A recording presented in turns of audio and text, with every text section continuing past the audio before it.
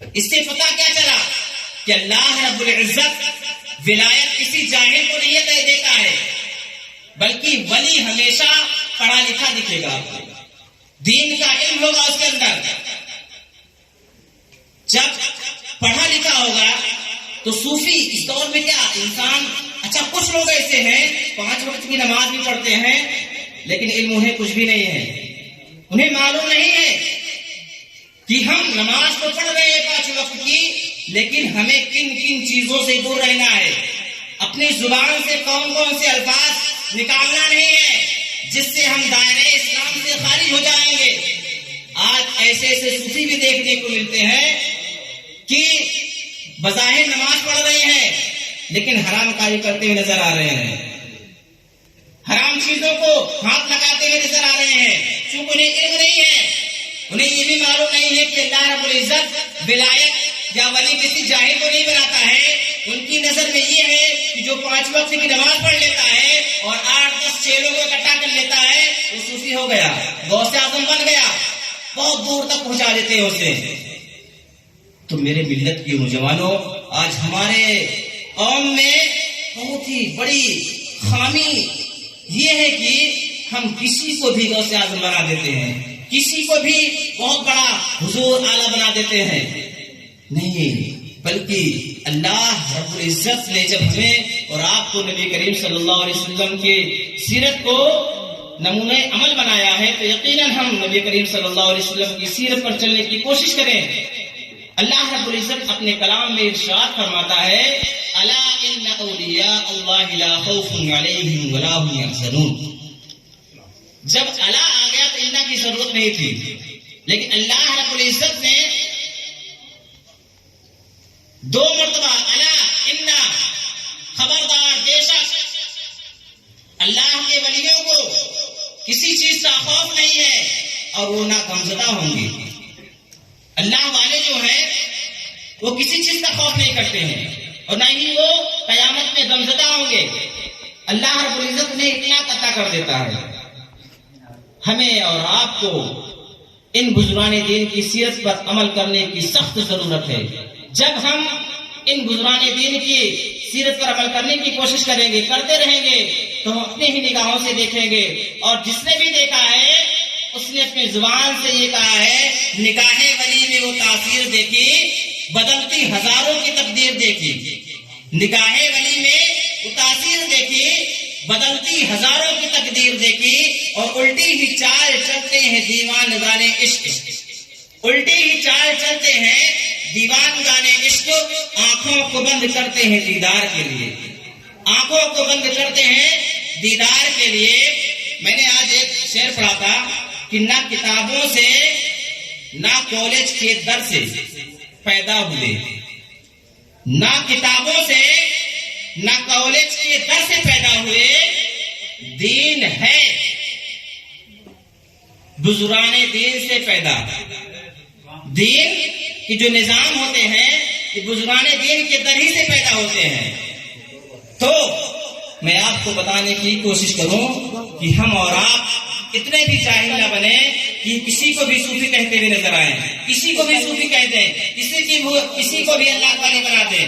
نہیں، میں آپ کو بتاتا چلوں، مختصر میں، چونکہ مختصر سا وقت ہے، زیادہ طویل گفتگو نہیں، میں آپ کو یہ بتاتا چلوں کہ ولی، ہم کس کو ولی اور صوفی کہیں گے، کس کو کہیں گے؟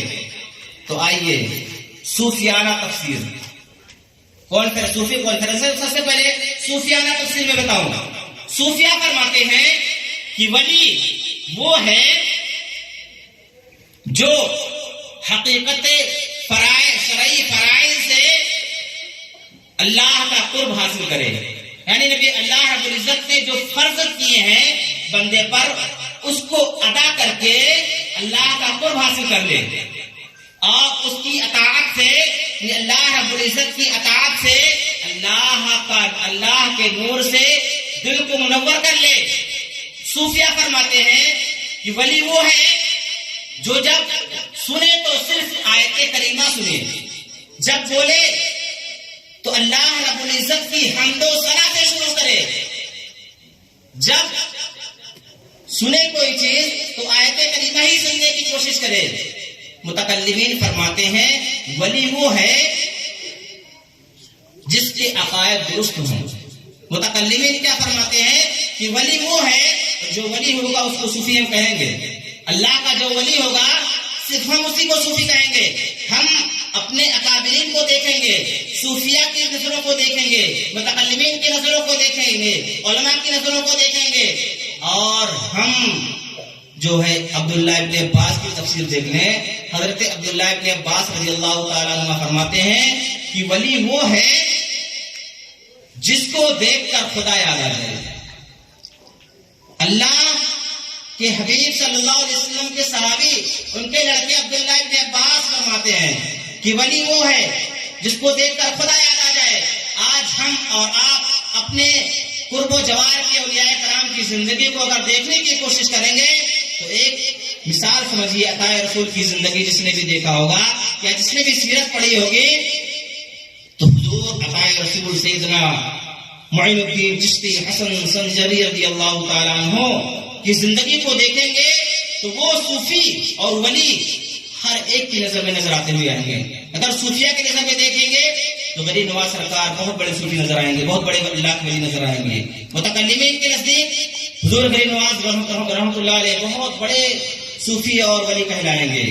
ایسے ہی ہمارے دیار کے پیر طریقت صوفی باسفا حضرت صوفی محمد شہباز علی قادری چشتی رحمۃ اللہ علیہ کی زندگی کو جن جن لوگوں نے دیکھا ہے, یہ ماضی قریب کی بڑی ہی عظیم شخصیت ہیں.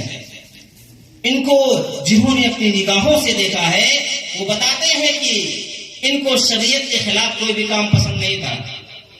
تو یہ تو ہو گیا متکلمین کے نزدیک, یہ تو ولی ہو گئے. ولی چونکہ متکلمین تفسیر فرماتے ہیں کہ ولی وہ ہے جس کے عقائد درست ہوں. حضور صوفی شہباز علی قادری رحمۃ اللہ علیہ کے عقائد بالکل درست تھے, ان کے سارے کام شریعت کے مطابق تھے. وہ صوفیہ کے نزدیک بھی بہت بڑی ولی ہیں, چونکہ وہ جب بولتے تھے نا کم بولتے تھے, اور بولتے تھے درست بولتے تھے. اپنے ماننے والوں کو کچھ نہ کچھ سکھاتے تھے, جب سکھانے کی غرض سے بولتے تھے. جب دیکھتے تھے نا تو کوئی دنیا دار کو نہیں دیکھتے تھے, بلکہ لوگوں کو اس نظر سے دیکھتے تھے کہ لوگوں کی پریشانیاں دور ہو جائیں یا ہمارے ذریعے دین کا کوئی کام ہو جائے. جس دیار محبت میں ہم بیٹھے ہوئے ہیں یہ بہت بڑی صوفی خاندان ہے اجمیر شریف کی دھرتی پر. سرکار غریب نواز رحمۃ اللہ علیہ تو بہت بڑی تو خانقاہ ہے, لیکن اس کے بعد دیکھیے یہ 10 کلومیٹر کی دور پر بہت ہی عظیم خانقاہ ہے صوفیزم کی, اور یہاں پر بہت صوفیانہ انداز ہر طریقے سے آپ کو ملے گا, ہر طریقے سے صوفیانہ انداز. یہاں دکھاوا کسی چیز کا نہیں ہے, اور یہاں پر ایک سے ایک حافظ قرآن تیار ہوتے ہیں. ان کو صرف یہ تعلیم دی جاتی ہے کہ تم دنیا داری لیول کی ایک اچھے جانکار بنو, جس سے قوم کو بہکاؤ نہیں کہ کسی کو بھی کی بھی پیروی کرنا شروع کر دو, کسی سے بھی مرید ہو جاؤ. نہیں میری ملت کے نوجوانوں, اگر آپ علم سیکھیں گے, علم رکھیں گے تو صرف ولی کو ولی کہیں گے, صرف اللہ والے کو اللہ والا کہیں گے, صرف ایک صوفی ہی کو صوفی کہیں گے. ورنہ کسی کو بھی دیکھیں گے کہ لمبی چوڑی ٹوپی لگا رکھا ہے, بہترین کلر کا کپڑا پہن رکھا ہے, تصویر پہن رکھی ہے, نماز ایک بھی نہیں پڑھتا ہے, سود کھاتا کھلا کھلا, شراب نوشیوں کے ساتھ بیٹھتا ہے, اس کو بھی آپ بابا ولی اور صوفی پتہ نہیں کیا کیا کہتے ہوئے نظر آئیں گے. میری ملت کے نوجوانوں, اپنے بچوں کو یہ تعلیم دو کہ جیسے حدیث پاک میں ہے طلب العلم فریضۃ علی کل مسلم و مسلمہ, علم دین حاصل کرنا ہر مسلمان مرد و عورت پر فرض ہے. کتنا علم دین حاصل کرنا, اتنا علم دین حاصل کرنا ہر مسلمان مرد و عورت پر فرض ہے, جس سے کہ فرائض کی ادائیگی مکمل طریقے سے ہو سکے. ہم پر نماز فرض ہے, روزہ فرض ہے, حج فرض ہے, زکوٰۃ فرض ہے. ٹھیک, یہ ہم اتنے فرض کو ادا کریں, اتنی چیزوں کو یاد رکھیں جس سے ہماری نماز مکمل ہو سکے. آج ہماری قوم میں ایسے ایسے لوگ بھی پائے جائیں گے جو صوفی تو دور کی بات ہے, انہیں پہلا کلمہ بھی نہیں آتا ہے, انہیں صورتیں نہیں یاد ہے, ان کی نماز درست نہیں ہو رہی ہے. تو ہمارے اندر انقلاب کی سخت ضرورت ہے. ہمارے اندر اپنے اندر بدلاؤ کی ضرورت ہے. ہم اپنے آپ کو بدلنے کی کوشش کریں. جس راستے پر ہم چل رہے ہیں اس راستے کو چینج کر دیں. ہم جس راستے پر آج چل رہے ہیں وہ نظر کریں اپنے اندر کہ ہم جس راستے پر چل رہے ہیں وہ راستہ صحیح ہے کہ نہیں, وہ راستہ کسی اللہ والے تک پہنچائے گا کہ نہیں. چونکہ جب وہ راستہ کسی اللہ والے تک پہنچائے گا تو وہ اللہ والا اللہ تک پہنچا ہی دے گا.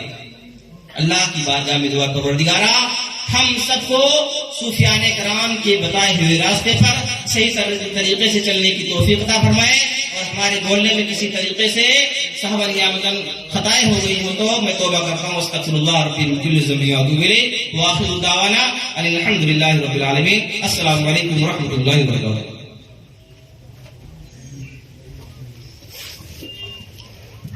علامہ صاحب کا بہت بہت شکریہ. جو تقریر آپ نے سنی اس کا نچوڑ یہ ہے کہ رب العالمین کے جو اولیاء کرام ہیں ان کو تلاش کیجئے گا, جو سچے ولی ہیں. اور علامہ صاحب فرما رہے تھے کہ سچے ولیوں کی پہچان یہ ہے کہ وہ اللہ سے تعلق رکھتے ہیں. یعنی کہ ولی اللہ کا جو ڈیفینیشن ہے وہ یہ ہے کہ اللہ رب العزت سے تعلق رکھنے والی ایک ذات جن کو